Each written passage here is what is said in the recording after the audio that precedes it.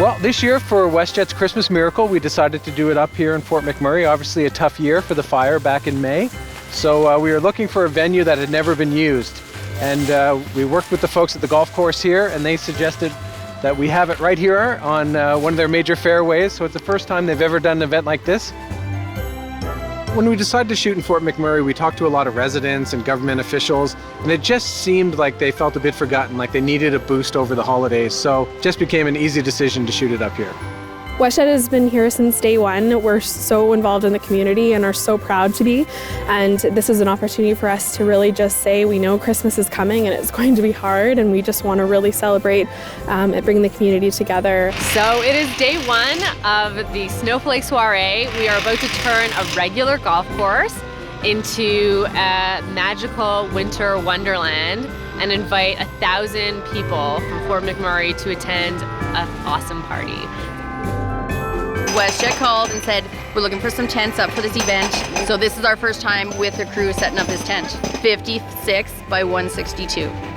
Huge. Huge.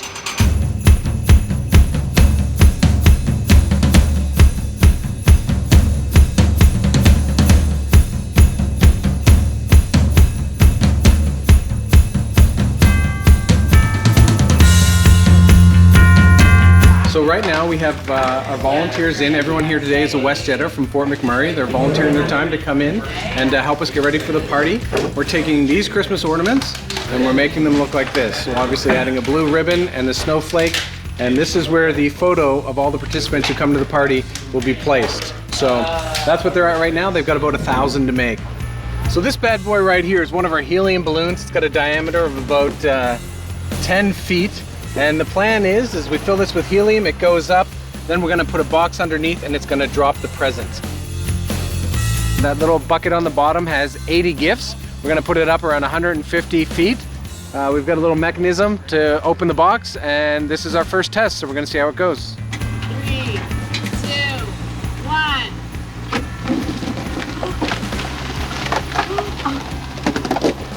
There's so many coming out and it's vomiting. They're not getting the space to pop open. If you notice, some of them didn't. It went all the way to the ground. Right. That's not good because this would probably be landing on top of people right now.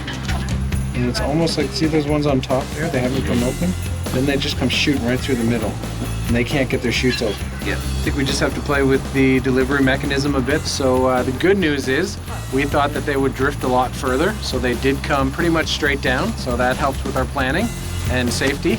And now we'll just have to see if we can come up with a way to spread them out a bit more when they come down. The crew has done an amazing lot of work in one day. The structure is now up. The tent is up and ready to go. They're now decorating the inside. You can see this great open front and open back.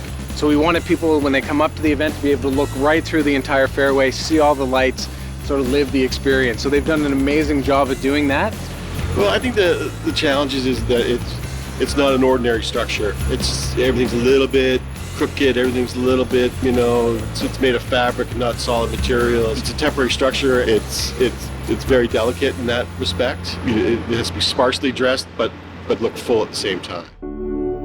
This has been a few months in the making, actually. We started talking about this back in May, throwing around ideas. We spent the last month or so coming on weekly trips to get to know people in the area and interview them and really try to understand what they're going through, to really get a personal view. Because you can watch the news, you can hear from an outsider's point of view, you can hear about the devastation, but you just can't. It's a different thing to talk to them face to face and understand the aftermath of that.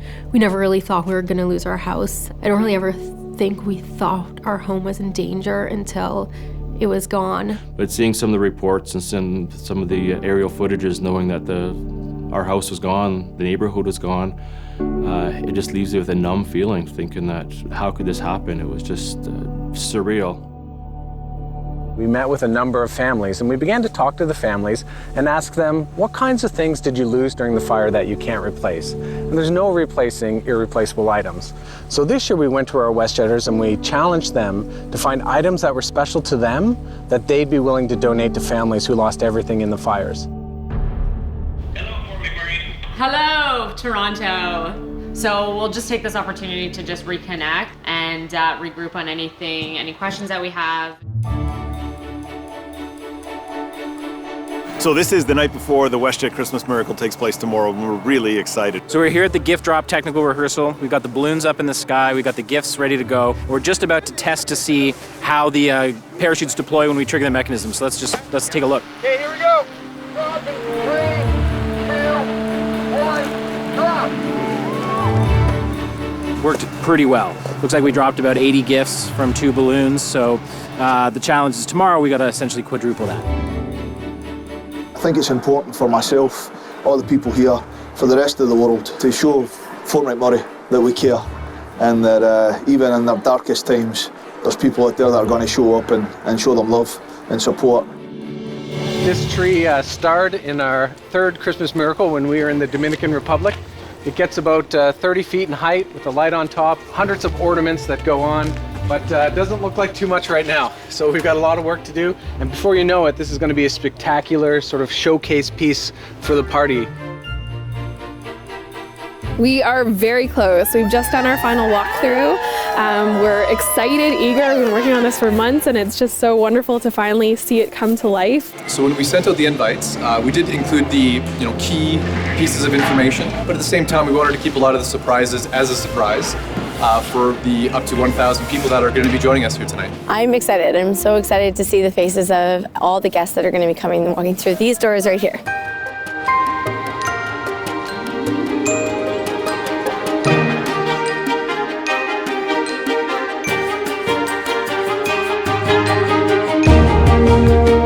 Every year has its own challenges and opportunities. I think this year is a really fantastic opportunity to tell a story and embrace a community that has had, obviously a terrible year, suffered through an incredible tragedy.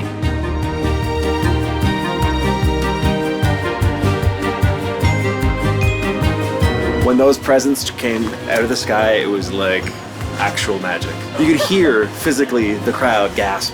It was pretty amazing. It's so rare to be able to feel that sense of wonder. This is the 5th WestJet Christmas Miracle that we've done, and each one of the team seems to have raised the bar and done something a little bit more ambitious, and this is absolutely a terrific soiree.